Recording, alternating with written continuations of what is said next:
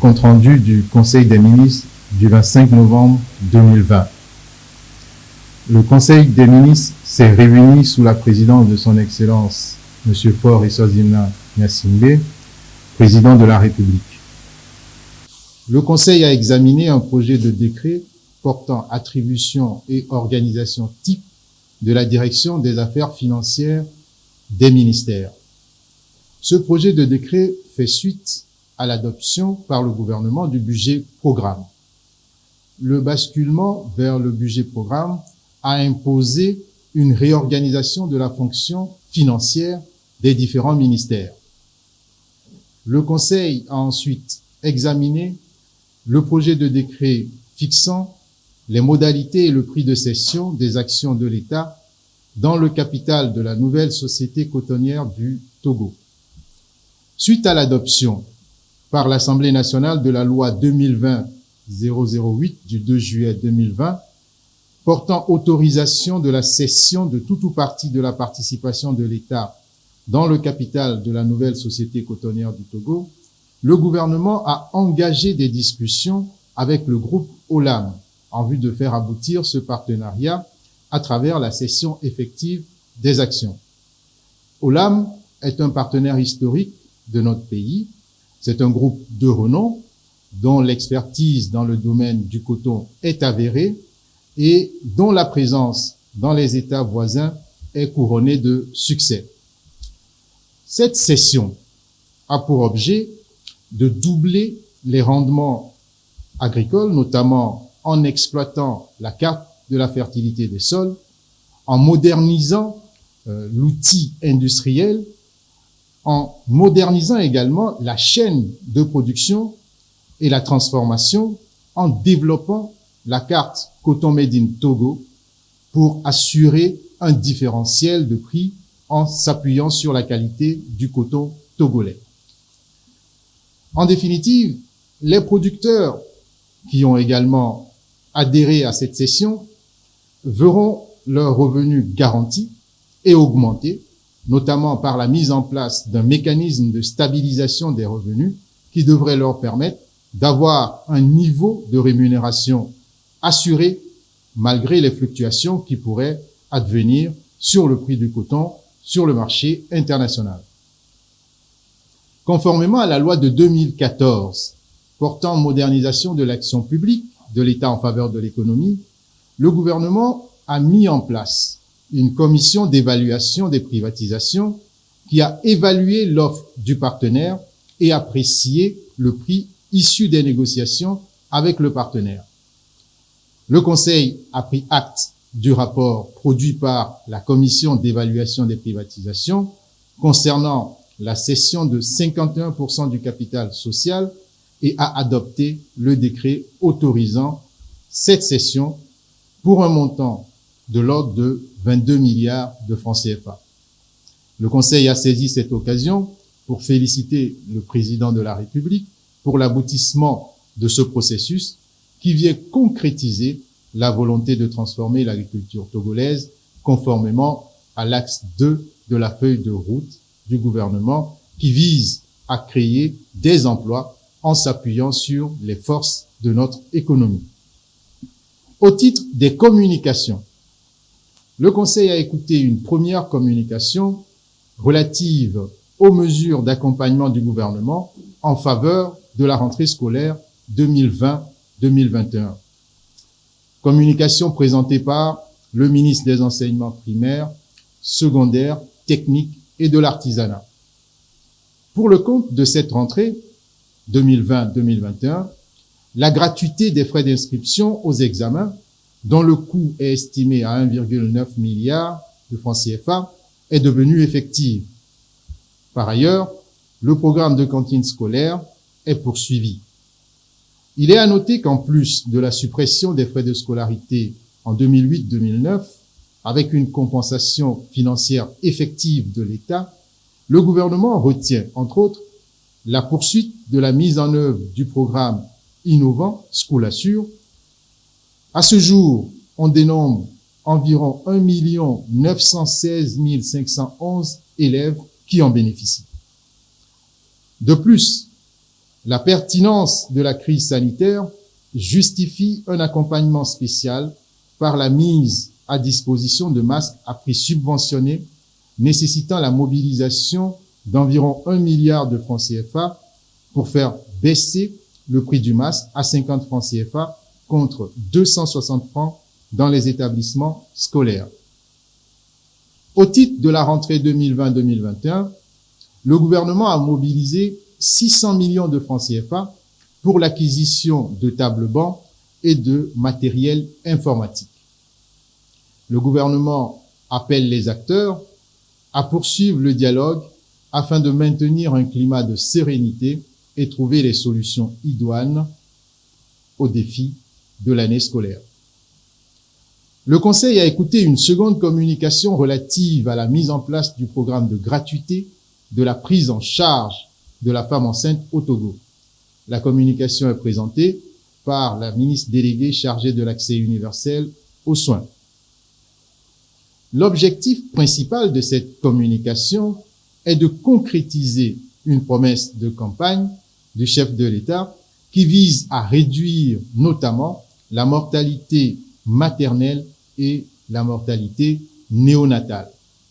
Dans le cadre de ce programme, qui sera mis en œuvre essentiellement dans les unités de soins périphériques, 4 catégories de prestations seront prises en charge.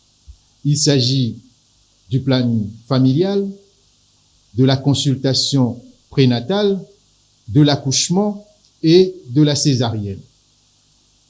Spécifiquement sur les consultations prénatales, il faut ajouter les consultations postnatales et sur l'accouchement seront prises en charge les soins, les actes et les médicaments. Il en va de même pour la césarienne. Ce programme, dont le coût de mise en œuvre est estimé à 7,140 milliards de francs CFA pour l'année 2021, démarrera dans les plus brefs délais. Le programme sera soutenu par une campagne active et renforcée de planning familial avec l'appui des agents de santé communautaire et une implication forte des populations à la base afin d'inciter à l'espacement des naissances. S'en est suivi une communication portant sur le processus d'adoption de la loi sur l'assurance maladie universelle du Togo. Communication présentée par la ministre déléguée chargée de l'accès universel aux soins. En effet, la mise en place depuis 2012 du régime obligatoire d'assurance maladie, piloté par l'Institut national d'assurance maladie, facilite l'accès des agents publics et assimilés aux soins de santé essentiels et contribue également à l'amélioration de leur bien-être social et économique. Et afin de répondre à la volonté du gouvernement de garantir un accès universel aux soins, un projet de loi est en construction qui, une fois adopté, permettra d'instituer un système cohérent, intégré d'assurance maladie universelle. Les bénéficiaires de ce programme seront les agents publics et assimilés, les travailleurs qui sont régis par le Code du travail, les acteurs de l'économie informelle, les acteurs du secteur indépendant, les agriculteurs, les bénéficiaires de pensions, les indigents, les personnes vulnérables ou démunies. Le Conseil a également écouté une communication relative à l'aménagement du territoire et aux outils de l'aménagement du territoire.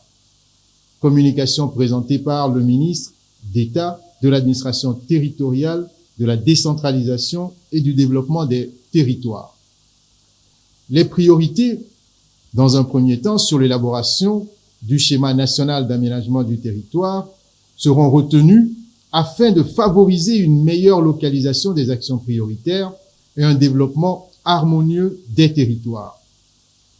L'élaboration du schéma national d'aménagement du territoire, qui sera conduite avec le concours de partenaires techniques et financiers et l'implication des acteurs locaux, permettra de prendre en compte de façon effective les ambitions de la feuille de route et de contribuer au développement local. La communication suivante, présentée par le ministre en charge de l'économie maritime, est relative aux enjeux de la gestion du littoral et aux réponses actions proposées. L'importance du littoral dans l'économie de notre pays n'est pas démentie et cette importance met à jour d'importants défis qui nécessitent de concilier le développement des activités économiques et la protection des espaces naturels du littoral. Le gouvernement se doit alors d'anticiper les besoins et de mettre en place une protection en fonction de la proximité avec le rivage, tout en associant les populations riveraines à l'aménagement et à la mise en valeur du littoral. Une communication relative au programme d'appui aux pistes rurales a également été présentée par le ministre du Désenclavement et des pistes rurales. Le programme d'appui aux pistes rurales, qui est mis en œuvre avec l'appui de l'AFD et de la KfW, s'inscrit dans l'ambition du gouvernement de développer près de 4000 km de pistes rurales et a pour objectif de développer et étendre l'accès, n'est-ce pas, des ménages et producteurs agricoles aux intrants et aux marchés par la réhabilitation et la construction de pistes, notamment dans les zones de production de café et de cacao. Les bénéficiaires directs de ce programme seront donc les exportateurs des produits agricoles, les commerçants, les transporteurs, et les bénéficiaires indirects seront les producteurs et les ménages dans les zones ciblées. Les différentes communications présentées en ce jour permettent de mettre en valeur l'action du gouvernement relativement à la feuille de route gouvernementale qui est construite autour des 3 axes, à savoir l'inclusion sociale qui se manifeste par la communication de Madame la ministre chargée de l'accès universel aux soins, sur la gratuité des soins de prise en charge de la femme enceinte au Togo, sur le processus d'adoption de la loi sur l'assurance maladie universelle au Togo et également sur l'éducation, sur la dynamisation de l'emploi relativement à la cession des actions de l'État à Olam. Et la modernisation des structures du pays peut se lire à travers la communication relative au programme d'appui aux pistes rurales. Je vous remercie.